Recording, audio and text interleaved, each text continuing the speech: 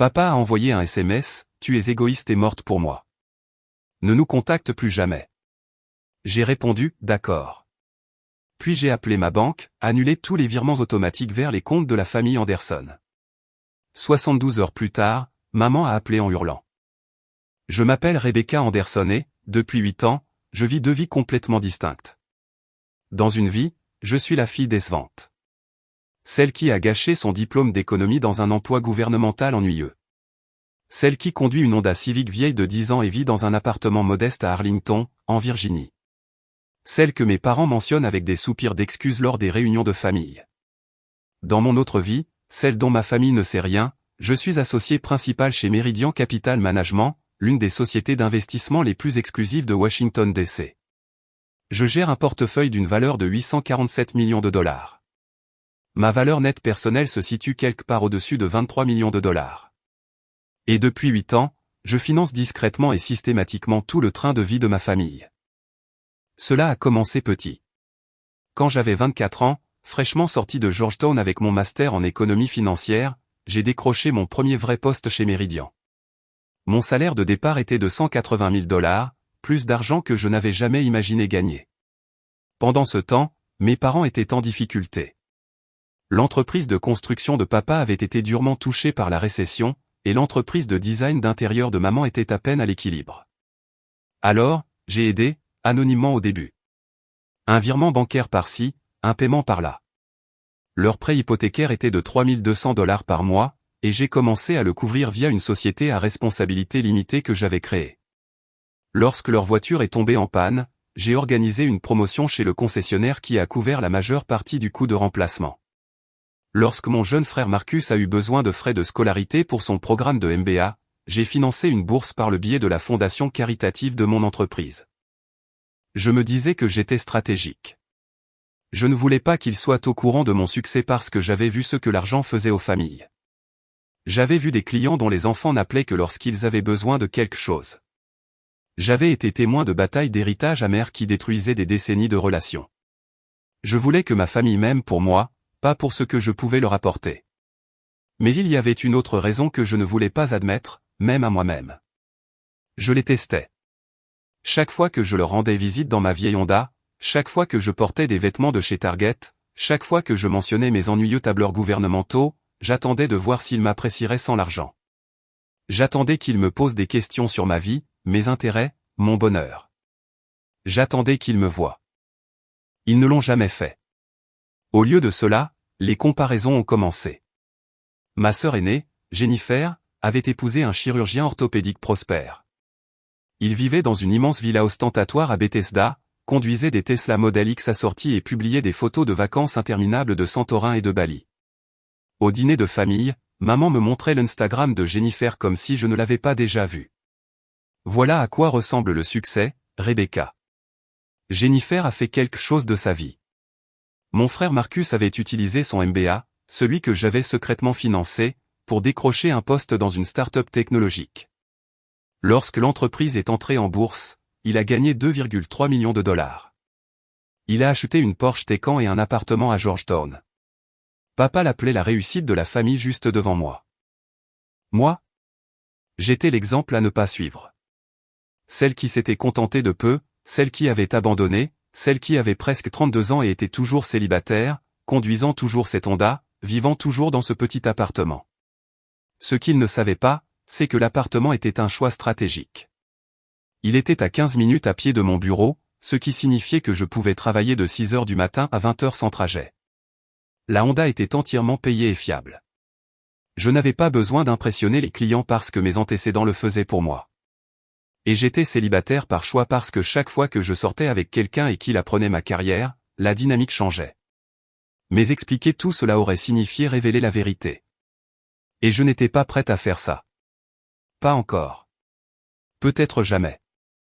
Au moment où j'ai eu 30 ans, j'avais été promu associé principal. Ma part des bénéfices de l'entreprise s'élevait à elle seule à 3,8 millions de dollars par an. Je me suis diversifié dans l'immobilier, je possédais un portefeuille de propriétés locatives d'une valeur de 7,2 millions de dollars et j'avais des investissements providentiels dans 12 startups différentes. 3 avaient déjà été acquises. Ma richesse augmentait plus vite que je ne pouvais la dépenser. Alors, j'ai continué à aider ma famille. J'ai augmenté mon soutien.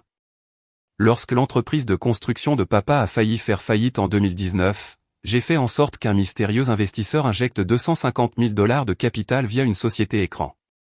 Lorsque maman a voulu agrandir son entreprise de design d'intérieur, j'ai financé toute la rénovation de sa nouvelle salle d'exposition pour 180 000 $ par l'intermédiaire d'un donateur anonyme qui croyait au soutien des entreprises appartenant à des femmes.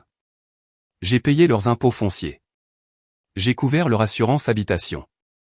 Lorsque leur toit a eu besoin d'être remplacé, j'ai organisé une couverture de garantie qui n'existait pas réellement. J'ai payé des vacances en famille déguisées en gains de concours pour lesquels maman était toujours miraculeusement sélectionnée. Sur 8 ans, j'ai calculé que j'avais transféré 847 000 $ à ma famille, presque 1 million. Et ils n'en avaient aucune idée. Au lieu de cela, ils me critiquaient. À Thanksgiving, maman soupirait et disait « J'aimerais que tu sois plus ambitieuse comme tes frères et sœurs. » À Noël, papa demandait quand j'allais avoir une vraie carrière avec de l'argent réel. À Pâques, Jennifer proposait de m'aider avec mon CV pour que je puisse enfin progresser. Marcus était le pire. Il avait fait ses millions et était soudainement devenu un expert en finance. Il me faisait la leçon sur des stratégies d'investissement sur lesquelles j'avais littéralement écrit des livres blancs. Il m'expliquait les intérêts composés comme si je n'avais pas bâti toute ma carrière sur une compréhension de ce concept meilleur que 99,9% de la population. Il recommandait des livres écrits par des auteurs dont je gérais les portefeuilles. Et je souriais poliment et disais, c'est intéressant, Marcus. Je vais regarder ça. En 2022, quelque chose a changé en moi. J'avais 31 ans et j'avais passé près d'une décennie à cacher mon succès, à financer le mode de vie de ma famille et à accepter leur jugement. J'avais été patiente. J'avais été généreuse. J'avais été invisible. Et j'étais fatigué. J'ai commencé à tout documenter. Chaque virement bancaire, chaque paiement, chaque don anonyme. J'ai compilé des tableurs. Ironique étant donné que c'est ce que ma famille pensait que je faisais toute la journée de toute façon. J'ai organisé 8 années de dossiers financiers dans un portefeuille complet qui racontait l'histoire complète de mon soutien. J'ai aussi engagé un expert comptable judiciaire. Il s'appelait Richard Chin et il était l'un des meilleurs dans le domaine. Je lui avais référé des clients des dizaines de fois et maintenant je le retenais pour moi-même. J'ai besoin d'un audit complet des finances de ma famille, lui ai-je dit. Chaque compte, chaque carte de crédit, chaque prêt. Je veux savoir d'où vient chaque dollar et où il est allé. Êtes-vous inquiète de fraude, a demandé Richard avec prudence. Je suis inquiète de la vérité, ai-je répondu. Cela a pris 6 semaines à Richard. Ce qu'il a trouvé m'a glacé le sang. Mes parents avaient ouvert 4 cartes de crédit à mon nom. Mon nom, mon numéro de sécurité sociale, ma signature falsifiée. Solde total, 127 000 $. Ils faisaient des paiements minimums en utilisant l'argent que je leur envoyais, créant un cercle parfait de vol. Marcus avait contracté un prêt commercial de 142 000 $ à mon nom, utilisant ma cote de crédit, qui était imparfait 847, pour obtenir des conditions favorables. L'entreprise avait échoué et le prêt était en défaut de paiement. Les agences de recouvrement appelaient un numéro que je ne reconnaissais pas, qui s'est avéré plus tard être un téléphone que mes parents avaient ouvert à mon nom. Jennifer m'avait inscrite comme co-signataire sur son prêt hypothécaire à mon insu. D'une manière ou d'une autre, elle avait réussi à falsifier des documents qui me rendaient responsable de son prêt immobilier de 780 000 $. Elle était en défaut de paiement. Mes actifs étaient en danger. Au total, ma famille avait volé mon identité pour obtenir frauduleusement 1 049 000 $ en crédit et prêt. Ils détruisaient mon crédit en arrière-plan alors que je maintenais ce que je pensais être un score parfait. Ils mettaient mes actifs, ma carrière et mon avenir en danger. Et ils avaient fait tout cela en me traitant de déception. Richard m'a regardé de l'autre côté de son bureau, l'expression sombre. Rebecca, c'est de la fraude criminelle. Usurpation d'identité, faux et usage de faux, fraude au prêt. C'est du domaine de l'infraction fédérale. Vous pourriez porter plainte. Pas encore, ai-je dit doucement. J'ai besoin de réfléchir. J'ai passé tout ce week-end dans mon appartement à fixer le rapport de Richard. Une partie de moi voulait croire qu'il y avait une explication, un malentendu. Peut-être qu'ils avaient l'intention de me demander et avaient oublié. Peut-être qu'ils pensaient que j'avais accepté quelque chose que je n'avais pas fait. Mais je savais mieux. Les signatures falsifiées étaient trop cohérentes. Le secret trop délibéré. Il savait exactement ce qu'il faisait. Le lundi matin, j'ai fait 3 choses. Premièrement, j'ai contacté les agences d'évaluation du crédit et j'ai gelé mon crédit. J'ai déposé des rapports de fraude pour chaque compte que je n'avais pas ouvert. J'ai initié des litiges qui prendraient des mois à résoudre, mais qui finiraient par blanchir mon nom. Deuxièmement, j'ai contacté une avocate spécialisée en droit de la famille et en crimes financiers. Je l'ai engagée avec un acompte de $50 000 et je lui ai donné le rapport complet de Richard. Je veux des options, lui ai-je dit. Toutes les options. Troisièmement, j'ai créé une fiducie. J'ai transféré $15 millions de mes actifs dans une fiducie irrévocable que ma famille ne pourrait jamais toucher quoi qu'il arrive. Je me suis protégé et ensuite j'ai attendu. L'explosion est survenue 3 mois plus tard, en mars 2023, à la fête d'anniversaire de la fille de Jennifer. C'était l'un de ces événements démesurés que les influenceurs Instagram organisent. Un thème de pays des merveilles hivernales dans l'arrière-cour de Jennifer, avec de la fausse neige, des sculptures de glace et un poney blanc pour que les enfants puissent le monter. La fête a coûté au moins $40 000. Je le savais parce que je comprenais les coûts de planification d'événements, et chaque détail criait la dépense. Je suis arrivé dans ma Honda, portant un pull de chez J.Crew Factory. Jennifer m'a accueilli à la porte avec une étreinte qui semblait performative, le genre que l'on donne quand d'autres invités regardent. Rebecca, je suis si contente que tu aies pu venir. Oh, tu as conduit toi-même. Je pensais que tu prendrais peut-être un Uber car le stationnement est difficile, mais je suppose que ce n'est pas dans ton budget, n'est-ce pas? J'ai souri. La Honda tient très bien. La fête était pleine d'amis de Jennifer, tous dans cette bulle de classe moyenne supérieure où le succès se mesure par la consommation visible. Les femmes comparaient leurs bracelets Love de quartier. Les hommes discutaient de leurs adhésions au club de golf. Les enfants portaient des vêtements de créateurs qui coûtaient plus cher que toute ma tenue. J'ai trouvé mes parents tenant la cour près de la table des desserts. Maman racontait une histoire sur la récente rénovation de la cuisine de Jennifer. $195 000. Tous les appareils Viking et Sub-Zero. Papa riait, le visage rouge de fierté. Quand maman m'a vu, son expression a légèrement changé. Pas tout à fait de la déception, mais quelque chose de proche. Le regard que l'on donne à quelqu'un avec qui on est vaguement gêné d'être apparenté. Rebecca, chérie, tu as l'air à l'aise. Merci, maman. Jennifer nous parlait juste de sa promotion. Elle est maintenant chef des soins infirmiers à Johns Hopkins. N'est-ce pas merveilleux? C'est génial, Jen. Marcus est arrivé en retard, s'arrêtant dans sa Porsche avec un rugissement qui a fait tourner les têtes. Il a bondi vers notre groupe, plein d'énergie et de confiance. Désolé d'être en retard. La réunion client a duré longtemps. Vous savez comment c'est quand vous concluez une affaire majeure. Il ne savait pas comment c'était. Je concluais des affaires valant plus que son salaire annuel chaque semaine. Mais j'ai hoché la tête poliment. L'après-midi a progressé. J'ai regardé ma famille dans son élément, entourée de la richesse et du succès qu'ils avaient bâti, en grande partie sans le savoir sur les fondations que j'avais fournies. Je les ai regardés réseauter, citer des noms et jouer leur prospérité, et je n'ai rien ressenti. Ce soir-là, j'aidais à nettoyer dans la cuisine quand j'ai entendu mes parents parler dans la salle à manger. Ils ne savaient pas que j'étais là. Je m'inquiète pour Rebecca, a dit maman. Elle a 31 ans maintenant et elle n'a rien accompli. Pas de mari, pas de maison, pas de perspective de carrière. Elle a fait ses choix, a répondu papa. Nous avons proposé de la mettre en contact avec des gens, mais elle a insisté pour cet emploi au gouvernement. Certaines personnes n'ont tout simplement pas d'ambition, et elles n'aident jamais la famille financièrement. Jennifer et Marcus contribuent aux événements familiaux. Mais Rebecca se pointe juste les mains vides. Mes mains ont cessé de bouger. Je suis resté figé, tenant une pile d'assiettes, écoutant ma mère me décrire comme quelqu'un qui n'aide jamais financièrement. Je leur avais donné $847 000. J'avais payé leur prêt hypothécaire pendant 8 ans. J'avais sauvé l'entreprise de papa. J'avais financé l'expansion de maman et ils pensaient que je n'avais jamais aidé. J'ai posé les assiettes soigneusement, très soigneusement, parce que je ne me faisais pas confiance pour ne pas les jeter. Je suis sorti de la maison sans dire au revoir. Je me suis assise dans ma Honda dans l'allée de Jennifer pendant 20 minutes, mes mains tremblant sur le volant. C'était le moment que j'évitais depuis 8 ans. Le moment où je devais décider, est-ce que je continue à me cacher? Est-ce que je continue à financer leur mode de vie pendant qu'ils jugent le mien?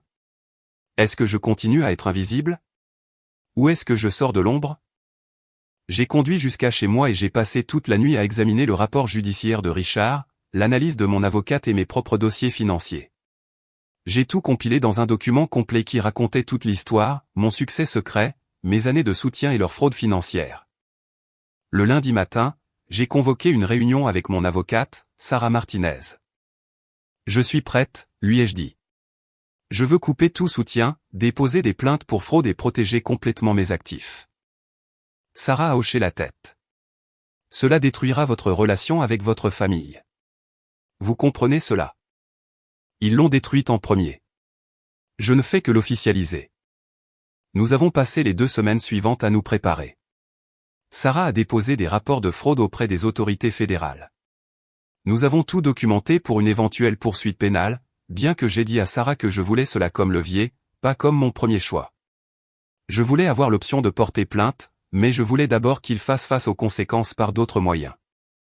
J'ai contacté ma banque et organisé une réunion avec ma chargée de clientèle. Je dois annuler tous les virements automatiques vers ses comptes, ai-je dit en lui tendant une liste. Avec effet immédiat. Cela fonctionne depuis 8 ans, mademoiselle Anderson. Oui, cela se termine maintenant. Puis-je demander pourquoi? Juste pour nos dossiers. Ils ne sont plus nécessaires, ai-je dit simplement. J'ai également contacté l'administrateur de ma société à responsabilité limitée et j'ai dissous les sociétés écrans que j'avais utilisées pour financer l'entreprise de mes parents et la salle d'exposition de maman. Je me suis retiré de chaque fiducie, de chaque don anonyme, de chaque fonds de bourse d'études. Enfin, j'ai fait la chose la plus difficile. J'ai retiré la fiducie de 847 000 $ que j'avais établie pour la retraite de mes parents. Ils ne connaissaient pas son existence. C'était mon plan de secours, mon filet de sécurité pour eux quand ils vieilliraient. J'avais prévu de les surprendre avec un jour. Maintenant, j'ai déplacé chaque dollar vers mes propres comptes protégés. À la fin de la 2e semaine, j'avais démantelé 8 années de soutien financier en 14 jours. Chaque paiement, chaque don, chaque filet de sécurité disparut. Et puis j'ai attendu qu'ils le remarquent. Cela a pris 72 heures. Le jeudi soir, j'étais à mon appartement en train d'examiner des documents d'information pour une réunion le vendredi quand mon téléphone a sonné. Le nom de maman s'est allumé sur l'écran. Je l'ai laissé sonner 2 fois avant de répondre. Allô? Rebecca. La voix de maman était perçante, paniquée. Que as-tu fait? Qu'est-ce que tu nous as fait? Je me suis adossé à ma chaise, ma voix calme. Je ne suis pas sûr de comprendre ce que tu veux dire. Le paiement de l'hypothèque a été rejeté. La banque a appelé pour dire que notre paiement automatique a été refusé. Et le compte professionnel de papa. L'investisseur a tout retiré. Rebecca, qu'est-ce qui se passe? Je ne suis toujours pas. Maman, ne fais pas l'idiote. La banque a dit que les paiements provenaient d'une société et maintenant ils ont cessé. Sais-tu quelque chose à ce sujet? J'ai fait une pause pendant un long moment. En fait, oui, je sais tout à ce sujet. Silence à l'autre bout du fil. Maman, te souviens-tu de la conversation que j'ai entendue à la fête de Jennifer? Sur le fait que je n'aide jamais financièrement? Quoi? Tu as dit à papa que je ne contribue jamais à la famille, que je me pointe les mains vides, que je n'ai aucune ambition et aucun succès. Rebecca, je ne voulais pas dire. Laisse-moi te dire ce que j'ai réellement fait au cours des 8 dernières années. Ma voix était d'acier maintenant. J'ai payé votre prêt hypothécaire chaque mois. 3200 $, 76 fois. Cela fait 37 200 $. J'ai payé vos impôts fonciers, votre assurance habitation, vos factures de services publics. J'ai couvert les réparations de voitures, les tickets modérateurs médicaux et les forfaits vacances que vous pensiez avoir gagnés. J'entendais sa respiration rapide et superficielle. Quand l'entreprise de papa a failli faire faillite, j'ai investi 250 000 $ pour la sauver. Quand tu as voulu agrandir ta salle d'exposition, j'ai payé la totalité des 180 000 $. J'ai financé des événements familiaux, des fêtes d'anniversaire et des cadeaux de Noël. Sur 8 ans, j'ai donné à cette famille 847 000 $. C'est impossible. Tu n'as pas ce genre d'argent. En fait, maman, je suis associé principal chez Meridian Capital Management. Je gère un portefeuille d'une valeur de 847 millions de dollars. Ma valeur nette personnelle est de 23 millions de dollars. J'ai réussi au-delà de tout ce que tu as imaginé. J'ai juste choisi de ne pas te le dire. Un autre silence, plus long cette fois. Mais pourquoi nous cacherais-tu cela? Parce que je voulais savoir si vous m'apprécieriez sans cela. Et j'ai eu ma réponse à la fête de Jennifer. Vous ne m'appréciez pas. Vous êtes gêné par moi. Vous pensez que je suis une déception. Rebecca. Non. Aussi, maman, j'ai engagé un expert comptable judiciaire. Dois-je te dire ce qu'il a trouvé? J'ai entendu son souffle se couper. 4 cartes de crédit à mon nom que je n'ai pas ouvertes. Solde, 127 000 dollars. Un prêt commercial que Marcus a contracté en utilisant mon identité, 142 000 dollars. Et le prêt hypothécaire de Jennifer, qui me répertorie comme co-signataire sur des documents falsifiés, 780 000 dollars. Au total, ma famille a commis une fraude d'identité d'1 049 000 dollars contre moi. Nous allions te dire. Vous avez commis des crimes fédéraux, usurpation d'identité, fraude au prêt, faux et usage de faux. J'ai la documentation de tout. Mon avocate a déjà déposé les premiers rapports de fraude. Aimerais-tu savoir quelles sont les peines pour usurpation d'identité? Rebecca, s'il te plaît. Nous sommes une famille. Une famille. J'ai ri et cela sonnait amer même pour moi. La famille ne vole pas. La famille ne falsifie pas de signature. La famille ne commet pas de fraude pour ensuite traiter la victime de déception. Que veux-tu? Je ne veux rien, maman. J'ai déjà tout repris. Chaque paiement est annulé. Chaque fiducie est dissoute. Chaque don anonyme a pris fin. Vous êtes seul maintenant. Tu ne peux pas nous faire ça. L'hypothèque est due dans 2 semaines. Alors je suggère que vous la payiez. Vous êtes tous les 2 employés. Vous avez des revenus. Débrouillez-vous comme tout le monde. Mais nous ne pouvons pas nous permettre. Vous pouviez vous le permettre avant que je commence à aider. Vous pouvez vous le permettre à nouveau maintenant. Rebecca, s'il te plaît. Parlons de ça. Viens dîner ce week-end et nous allons. Non. Quoi? J'ai dit non. Maman, j'ai fini.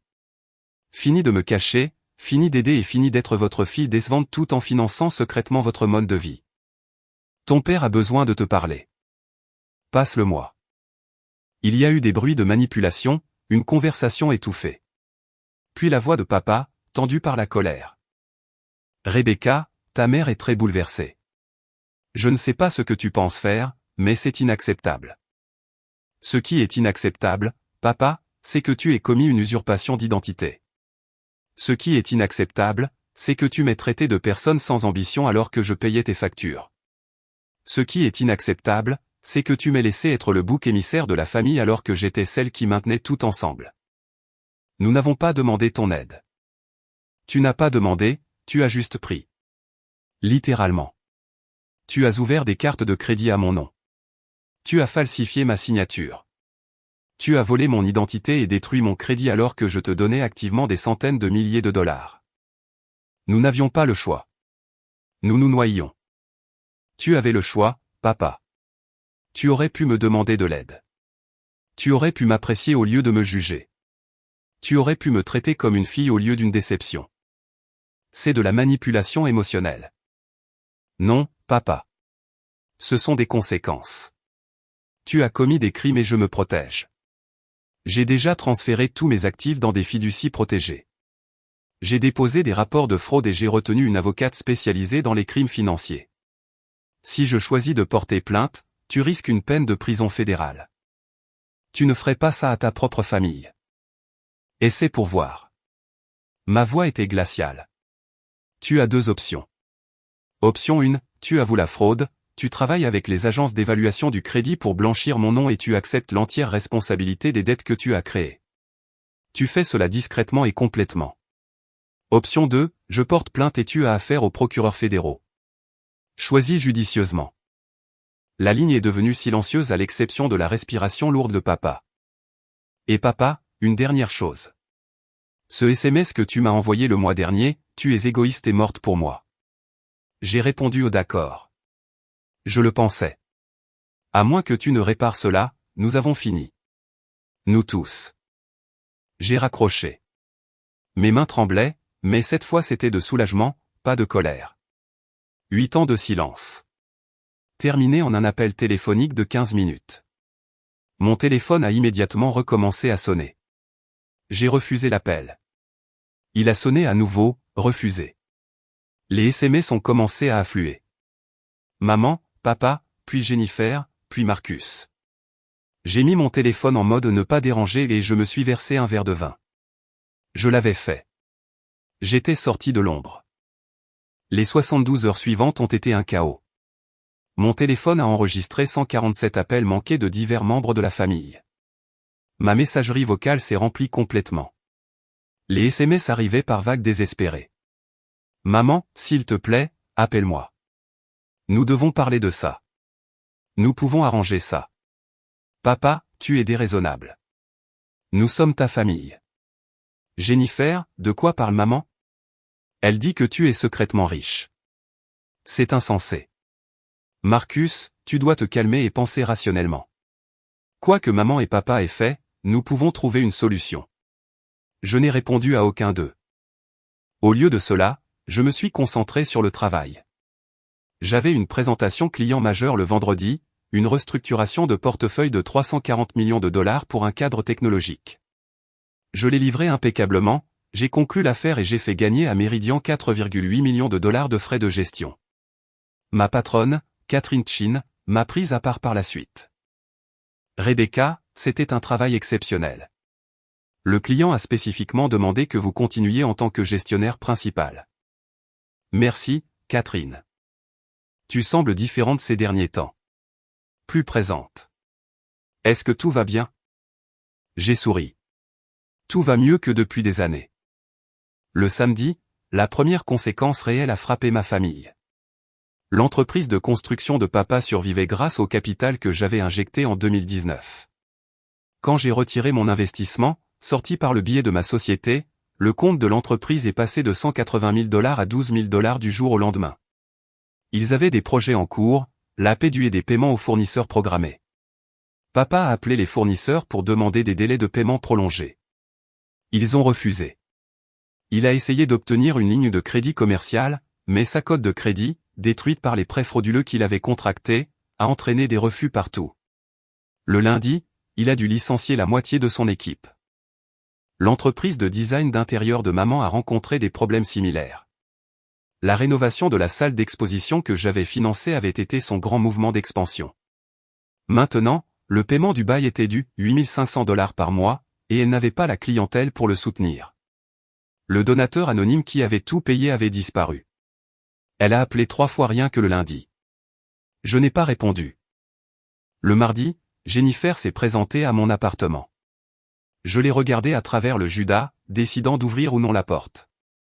Elle portait du Lululemon et tenait une tasse Starbucks, le visage tendu par le stress. J'ai ouvert la porte. Nous devons parler, a dit Jennifer en me poussant pour entrer dans l'appartement. Bonjour à toi aussi, Jen. Elle s'est retournée et j'ai vu qu'elle avait pleuré. Est-ce vrai? Tout ce que maman m'a dit. Tu as été secrètement riche tout ce temps. J'ai réussi. Oui. Et tu as payé pour tout pendant des années. Oui. Pourquoi ne nous l'as-tu pas dit? Je l'ai fixé.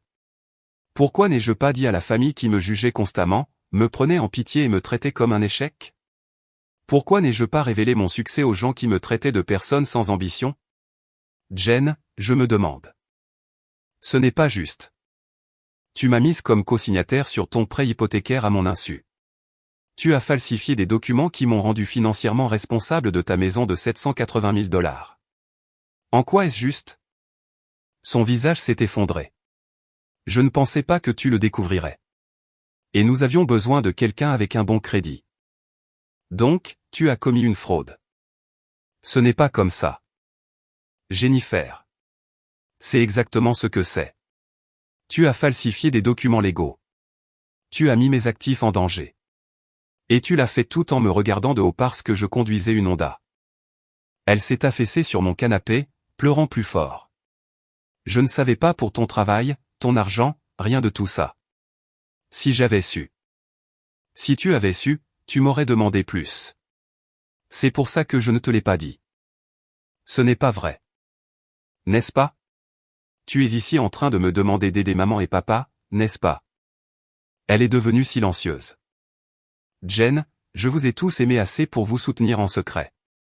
Je vous ai donné près d'1 million de dollars sur 8 ans. Je n'ai rien demandé en retour sauf, je ne sais pas, le respect de base, le bénéfice du doute, et je n'ai même pas pu obtenir ça. Que veux-tu que nous fassions? Prenez vos responsabilités. Avouez la fraude. Blanchissez mon nom. Acceptez les conséquences de vos choix. Mais les entreprises de maman et papa ne sont plus mon problème. Elle est partie 20 minutes plus tard, pleurant toujours. 3 semaines après mon appel téléphonique avec maman, mon avocate, Sarah, a appelé. Rebecca, l'avocat de tes parents a pris contact. Ils veulent négocier un arrangement à l'amiable. Pas d'arrangement. Nous en avons discuté. Ils avouent la fraude et blanchissent mon nom où je porte plainte. Ils proposent de rembourser les comptes frauduleux par versement mensuel. Sarah, ils n'ont pas l'argent pour rembourser. Ils peuvent à peine couvrir leur hypothèque maintenant que je ne la finance pas. C'est une tactique de retardement. Que veux-tu que je leur dise? Dis-leur qu'ils ont 72 heures pour contacter tous les bureaux de crédit, tous les prêteurs et toutes les agences de recouvrement avec un aveu complet de fraude. Dis-leur qu'ils ont 72 heures pour signer des déclarations sous serment me libérant de toute responsabilité financière pour les comptes que je n'ai pas ouverts. Dis-leur 72 heures où je dépose des accusations criminelles auprès des procureurs fédéraux. Sarah a fait une pause. Tu es certaine de ça? Je n'ai jamais été aussi certaine de quoi que ce soit. 68 heures plus tard, j'ai reçu un colis par coursier. À l'intérieur se trouvaient des déclarations sous serment signées par mes 2 parents avouant l'usurpation d'identité, les demandes de crédit frauduleuses et la fraude au prêt. 6 jointes se trouvaient des lettres aux 3 bureaux de crédit me libérant de toute responsabilité. Également dans le colis se trouvait une note manuscrite de maman. Rebecca, nous faisons ce que tu as demandé. Nous prenons nos responsabilités. J'espère qu'un jour tu pourras nous pardonner. Nous n'avons jamais voulu te blesser. Nous avons juste. Nous nous sommes retrouvés dépassés et avons fait des choix terribles. Je suis tellement désolé. J'ai lu la note 3 fois, puis je l'ai classée au bureau de Sarah pour le dossier juridique. Je n'ai pas répondu. Au cours des 2 mois suivants, les conséquences se sont enchaînées comme des dominos qui tombent. L'entreprise de construction de papa a déclaré faillite en mai. Il a dû liquider l'équipement et a fermé l'entreprise qu'il possédait depuis 23 ans. Il a pris un emploi de chef de projet dans une autre entreprise, gagnant 68 000 dollars par an, un tiers de ce qu'il gagnait en tant que propriétaire. Maman a réduit la taille de sa salle d'exposition, déménageant dans un espace plus petit avec un bail qu'elle pouvait se permettre. Elle a laissé partir son assistante et est redevenue une opération d'une seule femme. Son revenu a chuté de 140 000 dollars par an à environ 60 000 dollars. Ils ont dû refinancer leur maison, prenant un taux d'intérêt plus élevé en raison de leur crédit endommagé. Leur paiement mensuel est passé de 3 200 dollars à 4 100 dollars. Ils étaient en difficulté. Marcus m'a appelé en juin. Rebecca, je sais que tu es en colère contre maman et papa, mais cela devient incontrôlable. Ils souffrent vraiment. Ils ont commis des crimes, Marcus. Contre moi. Et tu as contracté un prêt de 142 000 dollars à mon nom. Tu es loin d'être innocent ici. Je pensais que tu avais accepté de co-signer. Tu as falsifié ma signature. J'ai les documents.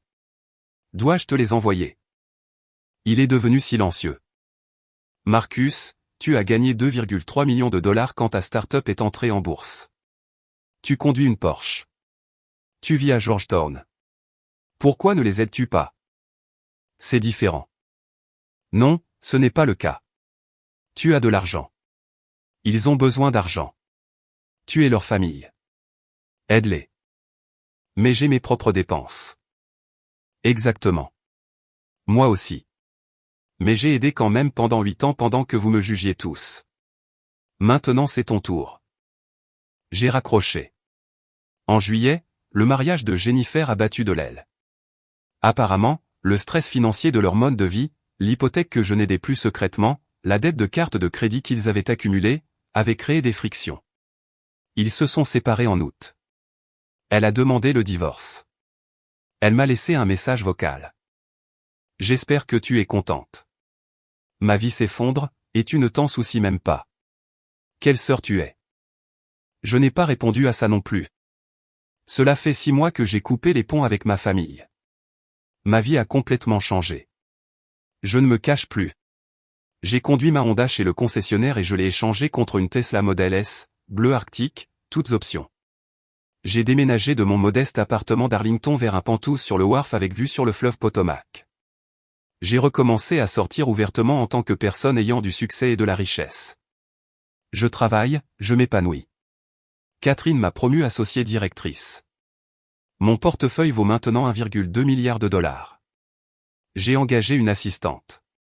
J'ai rejoint le conseil d'administration de 2 organisations à but non lucratif axées sur la littératie financière et les femmes dans la finance. Je vis ouvertement en tant que moi-même pour la première fois en 8 ans. Ma famille a essayé de reprendre contact. Maman envoie des cartes d'anniversaire. Papa envoie occasionnellement des SMS avec des mises à jour neutres sur la météo ou le sport. Jennifer a envoyé un long email en septembre s'excusant pour tout et demandant si nous pouvions recommencer. Je n'ai répondu à rien de tout cela. Pas parce que je suis cruel, mais parce que je protège la version de moi-même que j'ai enfin trouvée. La version qui ne se réduit pas pour mettre les autres à l'aise.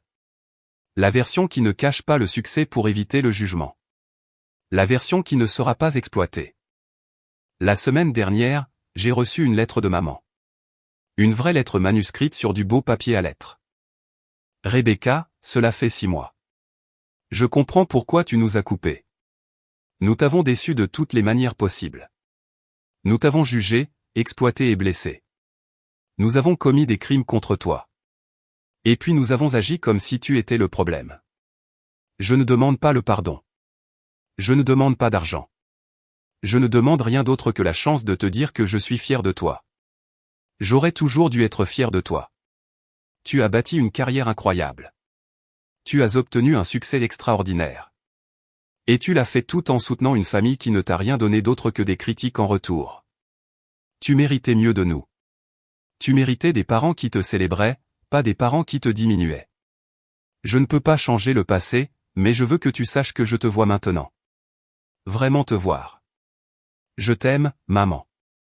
J'ai lu la lettre assise dans mon penthouse, regardant le coucher de soleil sur le Potomac.